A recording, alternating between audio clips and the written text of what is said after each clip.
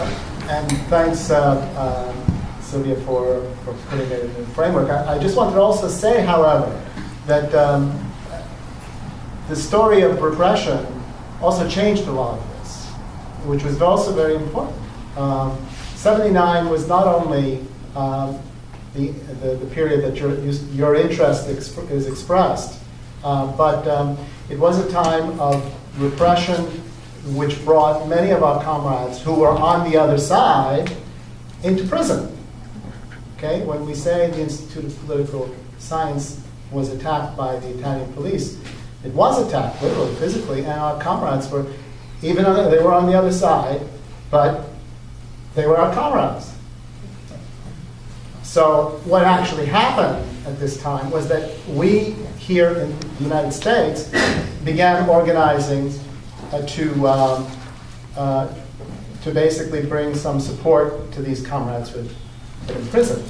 So in fact, although we had to split, we actually began to work together in 79 here in the United States and in other parts of the world to deal. And in that process, lots of communications also took place, a deeper understanding, Peter, of what was at stake, as well as where we were together. And so that's why it's an interesting and I do think, Sylvia, you are right in this case. A lot of the tensions that are now taking place with respect to understanding the theoretical work of people like Tony Negri and the area around the autonomous Marxism, and other work that's also taking place that has gone through another channel, right? And now is expressed through the developments of the Commoner, the developments of our recent work in Midnight Notes, and many other parts of the world that have come from another path. And so this is a very rich and complex political genealogy that we need to discuss. And it would take us a series of many hours to begin to piece apart this story. And I grant you, Peter, that there were many parts of this story that were not obvious to everybody, including myself at that time. There were issues that how I expressed it at that time, but not in the way that I will express it now. Okay? Got it. So. But it would be great to have the third issue. Yeah, bring it out. Let's bring it up. Yeah, absolutely. PDF. I'll put some money behind it. There were not computers in those days. We scan it, and we have a new cover, Zero Work 3. 30 years later. Just like for those of us who are struggling to make sure we definitely understand what you're talking about in this division, you just said the other side was getting attacked by the police, but then we reconnected with the other side. Can you just say what that other side was? Well, Tony Neill was the director of the Institute of Political Economy. Describe the position that epitomized the other side. Pardon me? Describe the position that epitomized the other side. Yeah. Well, it's what it's as.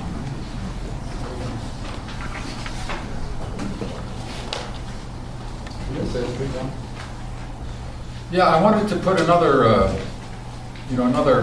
stick in the fire here, which I did last August in an ill-tempered letter. But that letter wished to introduce and to remind the Midnight Notes group that besides Italy, there was a social history movement and a movement of the production of knowledge that was not Italian, and that used to be called Anglo-Saxon in racist days in the early 20th century, but we called British social history. And this was difficult to insert at that time in the Midnight Notes Collective because all of us in America are very much affected by the notion of eternal life, that the consumer society provides us with an eternity to live, and thus there's no history. There's no past to us. I mean, capitalism may have been born a long time ago, but ever since it's been consume or die. And so it was hard to, as I was saying earlier today, to show the different sedimentations of the class struggle and how we have unity and how we can make connections with with previous phases of our own past, of our own being as a class and as human beings.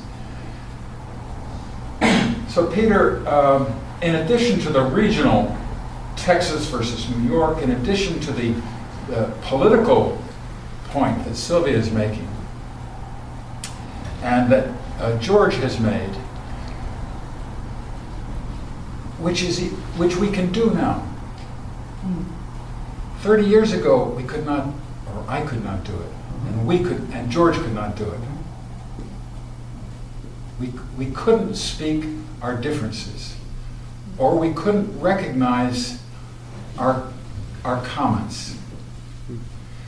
And I think, if I may say, I agree with Sylvia, as she presents it as this divisions within the worldwide movement, perhaps. But at the time, historically speaking, I saw it as we were, at that time, burying deeper and deeper into a wobbly past, into a past that will result in many-headed hydra, that is not, okay.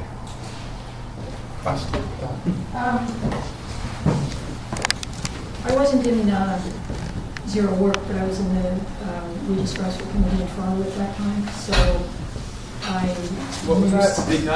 I wasn't in Zero Work, but I definitely influenced by Zero Work, and because I lived in Toronto at that time, I was part of a group that had been called the New Tenancy and then split into a group that went into Zero Work and a group that went into Wages for Housework, mostly along gender lines, but more so around how to see the wage relation. And some of us felt that it was more important to organize around this crisis, which was basically around reproduction and around questions of welfare, around questions of what women had won and were losing at that time.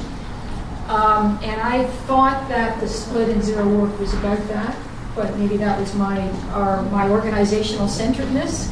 So I was loath to say this at first, but I think it needs to be said. And the second thing I think that's interesting to talk about is that recently, in the last couple of years in Canada, there has been a revisiting of that whole period. And people have contacted me to rewrite the history because and actually somebody who I knew was a queer comrade who was a Trotskyist has revisited it.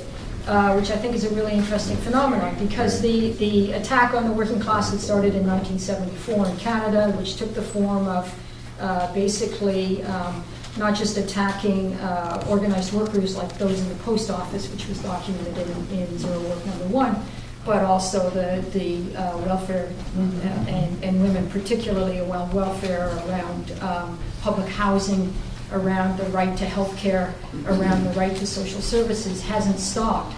And so the documentation that's going on now is actually going back to the people who are now working around anti-poverty, attacking this, or trying to understand what's going on in terms of the Canadian state vis-a-vis the US state, are trying to recover some of that history from the 1970s. So I think that your project is really important in that light. And one of the disciplines that they're bringing in is a sort of, not history, but kind of a radical ethnography, that's what they call it. How people within movements can document that in a systematic way that draws from the struggles and is actually anti the bottom-up kind of a conception, because it actually it's embedded researchers drawn from within the struggles, so they have a very different metaphor. And it's